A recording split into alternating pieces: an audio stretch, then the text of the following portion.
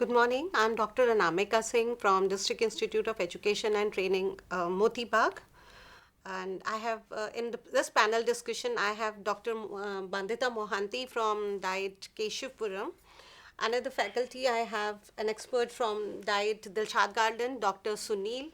We have with us Dr. Yogesh from Diet Rajinder Nagar, नमस्कार. and we have Urvashi from Diet Karkaduma.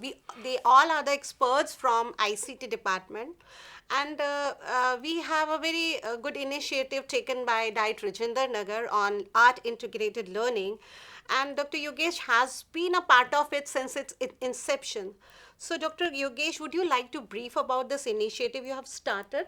Yes, art integrated learning means the main meaning of the art integrated learning means not to study art in isolation, but use art as a medium of passing the instructions so that a child can understand the things with the help of art.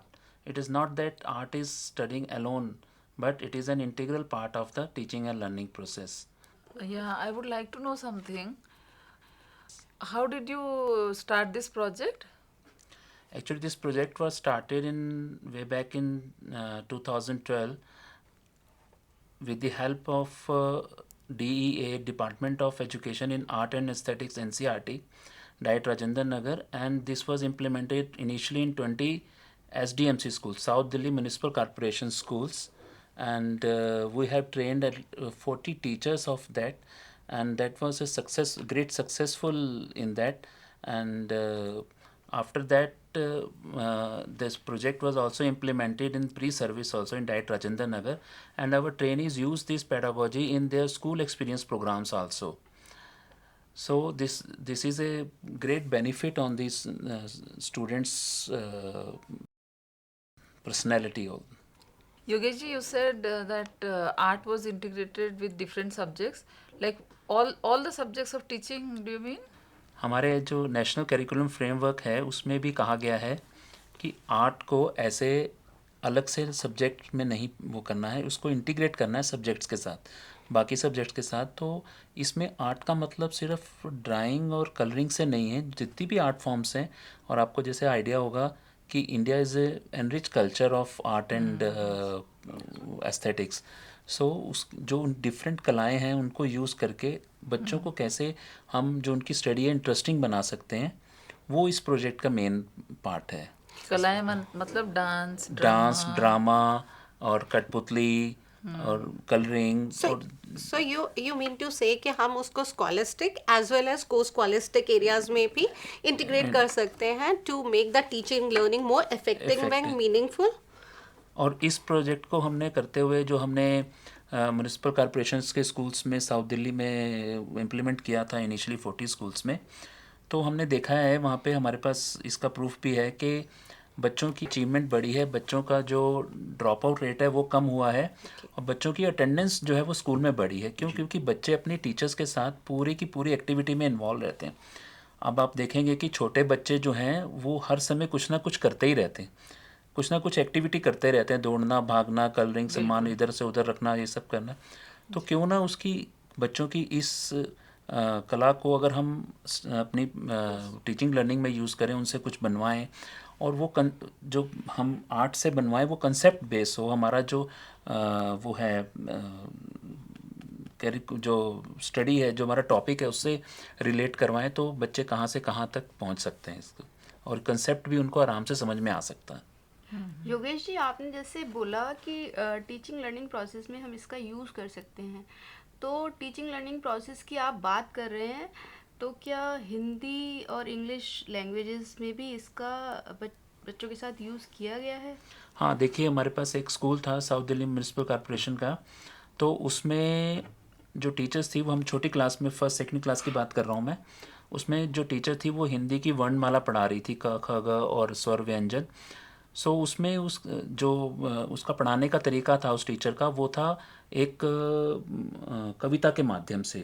तो कविता क्या थी? जैसे आम खाओ, इमली होती खट्टी, ईख होती मीठी, वो उल्लू रात को जागे, वो ऊन के निकले धागे। तो उसने इस प्रोसेस को इंटरेस्टिंग बना दिया इतना कविता से, और बच्चों को उनको बोला कि साथ साथ में, और उसने साथ में क्या किया कि जो इनके कटआउट्स थे जैसे आम, इमली, ईख के, वो कटआउट्स भी अपने हाथ में रखे, जिससे कि बच्चों को रिकॉग्नाइज भी हो गया, हिंदी की वर्णमाला का रिकॉग्नाइज हो गया, और जो ऑब्जेक्ट्स थे उनका रिकॉग्निशन मिल गया उनको, और इस तरह से बच्चों ने बहुत ही जल्दी उसको याद कर लिया। I'm sure English में भी शायद इसी तरह से the same way we can take up for English also and in other languages, right? Yeah. Yogesh ji, जैसे अभी देखा गया है कि बच्चे आजकल मैथमेटिक्स में बहुत नीरस से होते जा रहे हैं, तो क्या मैथमेटिक्स पे भी कोई इम्पैक्ट है? हाँ, इसका हमने आर्ट एंड हम एक स्कूल में गए थे, तो वहाँ वो मैथमेट 3rd क्लास में एक चैप्टर है पैटर्न्स का, तो टीचर पैटर्न पढ़ा रहा था। तो वो कैसे पढ़ा रहे थे वो, उनसे उन्होंने बच्चों से पहले पेपर कटिंग कराई।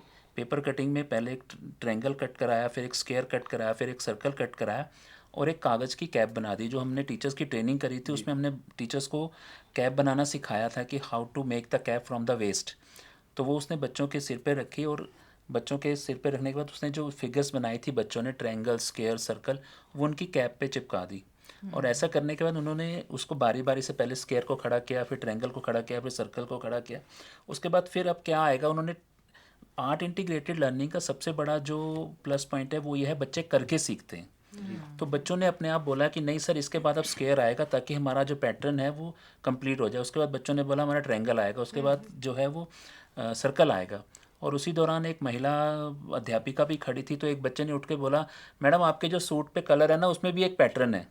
तो अब देखिए कि बच्चे ने कहाँ से कहाँ कोरिलेट किया, और हम ये इसको देख के हमें लगा कि ऑब्जर्वेशन से कि उनका जो कंसेप्ट था एक पैटर्न का वो उसकी समझ में आ गया कि कैसे करना है उसको।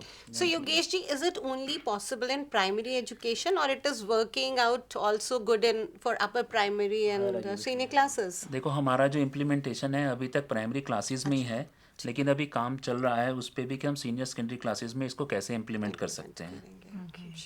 So thank you, Mr. Yogesh, for sharing such an innovative idea which you have, taken care of in your Diet Rajendra Nagar. And I believe that all of us educationists who are sitting here will come and see and see your one of the group who's doing this art integrated teaching, and will make sure that we do take it to our schools where we can make our teaching learning more successful and meaningful and of course interesting.